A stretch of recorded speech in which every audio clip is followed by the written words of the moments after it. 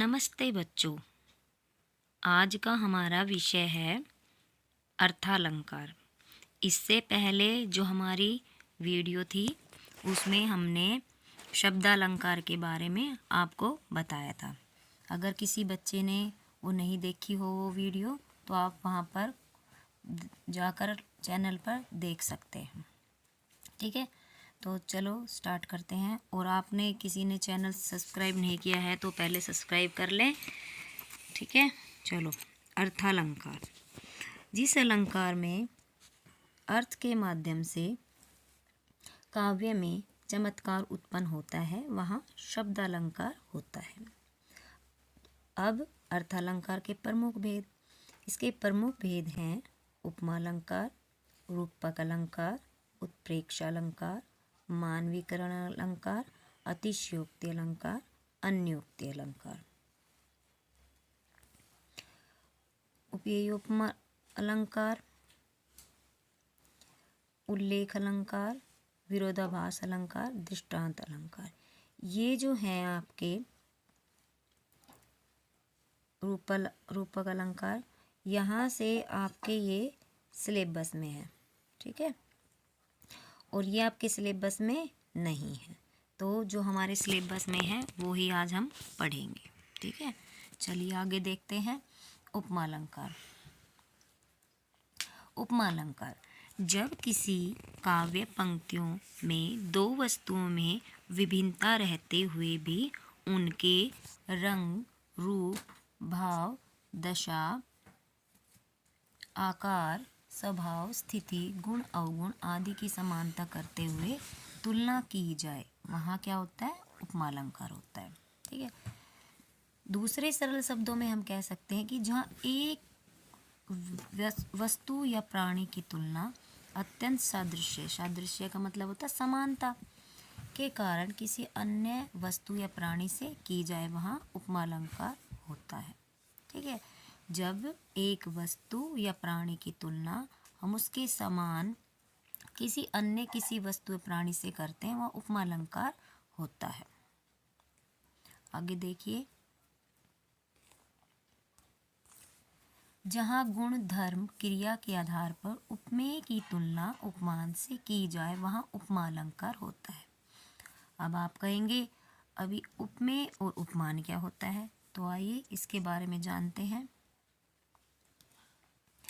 उपमेय यानी प्रस्तुत विषय जो हमारे सामने है, जिसकी उपमा दी जाए, अर्थात जिसका वर्णन हो रहा है। हमारे काव्य पंक्तियों में, कविता में जिसका वर्णन हो रहा है, किसी वस्तु का, किसी प्राणी का, किसी भी चीज़ का, वो होता है उपमेय।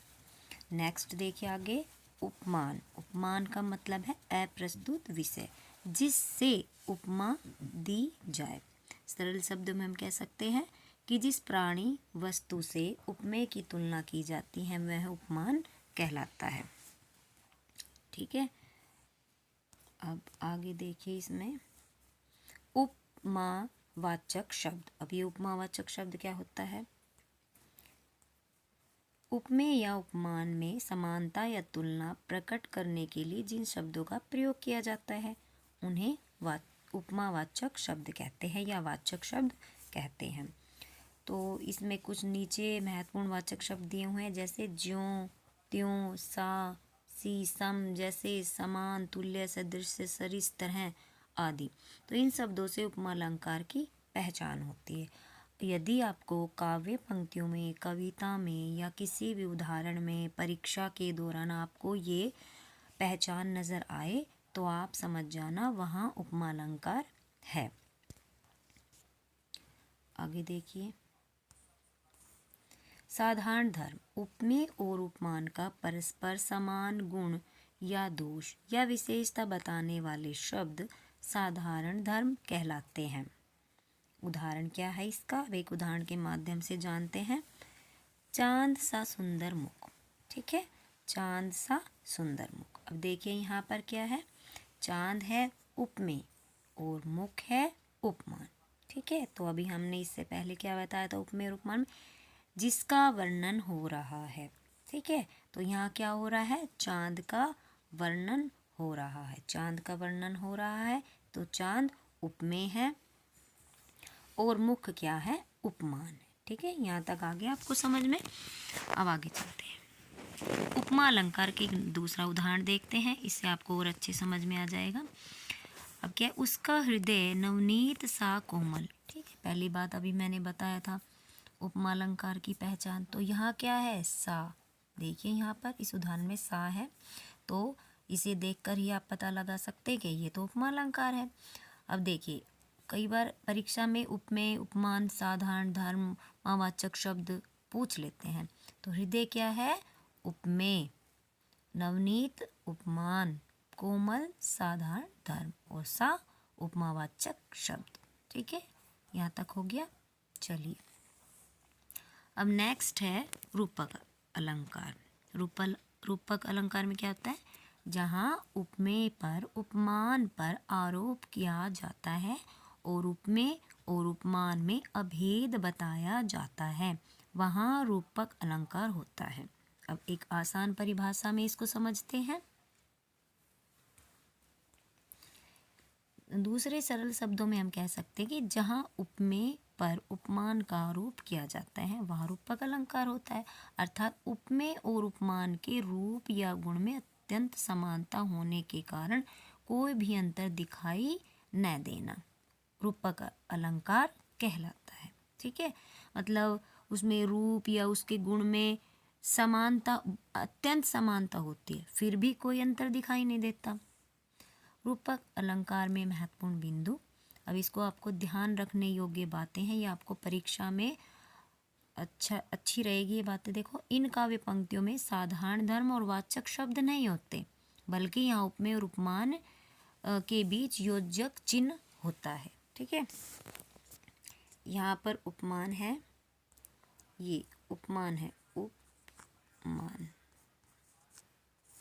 ठीक है, यहाँ पान है, यहाँ उपमान है। ठीक है, उपमान है, यहाँ उपमान के बीच योजक चिन्ह होता है। योजक चिन्ह मतलब ये आपका जो चिन्ह है ऐसे, ये योजक चिन्ह कहलाता है। तो रूपक अलंकार में ये आपका होता है, तो आप इसे देखकर ही पता लगा सकते हैं इस योजक चिन्ह के माध्यम से कि यहाँ रूपक अलंकार है। अभी मैंने उपमा का क्या बताया था कि इसमें सा होता है, सी और सम, ये आपकी इसकी पहचान हो गई। ठीक है, और है इसमें, वो भी आप याद कर लीजिए।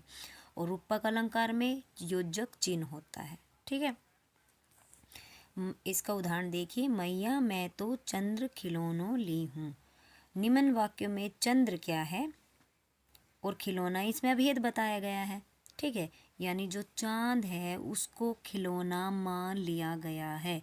एक बच्चे को हम बोल देते हैं कि देखो चंदा मामा, ठीक है, तो क्या है, उसका उपमेय और उपमान में अभेद हो जाता है। ठीक है, बच्चा जिद कर रहा है मैया से कि मैं तो जो चांद का खिलौना है, चंद्र का खिलौना है, वो ही लेना चाहता हूँ।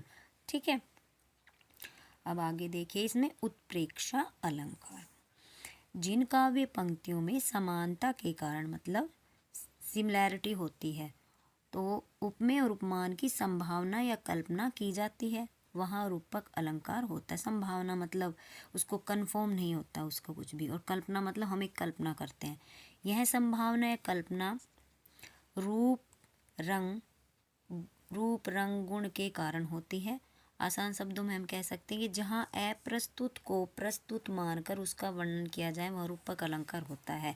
मतलब अप्रस्तुत जो हमारे सामने नहीं है, हम उसको एक कल्पना के माध्यम से मान लेते हैं, तो वहाँ पर क्या होता है, रूपक अलंकार। ठीक है, आगे आपको उदाहरण के माध्यम से ये बिल्कुल क्लियर हो जाएगा। अब देखिए इसके महत्वपूर्ण बिंदु। उत्प्रेक्षा अलंकार में क्या होता है, इसमें भिन्नता में अभिन्नता दिखाई देती है। ठीक है, और उत्प्रेक्षा अलंकार की पहचान याद कर लीजिए, मनु, मानो, जनु, जानो, ये इसके शब्द काव्य पंक्तियों में होते हैं, तो आप इनको याद कर लीजिए। मैंने अभी आपको उपमा की पहचान बताई, रूपक की, और इसमें अब उत्प्रेक्षा की, तो ये पॉइंट जो हैं इनकी पहचान याद कर लेंगे तो आपको 99% बहुत ही ईजी तरीके से ये अलंकार का टॉपिक याद हो जाएगा, आप कभी नहीं भूलेंगे। ठीक है, नेक्स्ट देखिए इसका एक उदाहरण। लंबा होता ताड़ का वृक्ष जाता, मानो नभ छूना चाहता वह तुरंत ही। तो अब यहाँ पर देखिए क्या है, मानो। अब पंक्तियों को आराम से पढ़िए, काव्य पंक्तियों को, फिर 2 बार पढ़िए, तो आपको जब आपने पहचान इनकी याद की है तो आपको ऑटोमेटिक ही इसका उत्तर मिल जाएगा। ठीक है। अब इसमें क्या है, ताड़ का वृक्ष क्या है, उपमेय है। नभ क्या है, उपमान है। ठीक है। और इसमें क्या है, इन काव्य पंक्तियों में क्या बताया, प्रस्तुत काव्य पंक्ति में आकाश को छूने की संभावना बताई गई है। ताड़ का वृक्ष क्या होता है, बहुत लंबा होता है, लेकिन वो आकाश को क्या है, रियलिटी में तो छू नहीं सकता। सिर्फ हमने एक संभावना जताई है उसको कि ताड़ का वृक्ष इतना लंबा हो जाता है मानो वह आकाश को छूना चाहता है। ठीक है। तो आपको जो भी आपको कोई क्वेरी है तो कमेंट बॉक्स में प्लीज़ लिखिए, और चैनल को सब्सक्राइब कीजिए, लाइक कीजिए और शेयर कीजिए। जिन बच्चों को अलंकार में प्रॉब्लम है तो उन्हें प्लीज़ शेयर कीजिए। ठीक है। धन्यवाद बच्चों।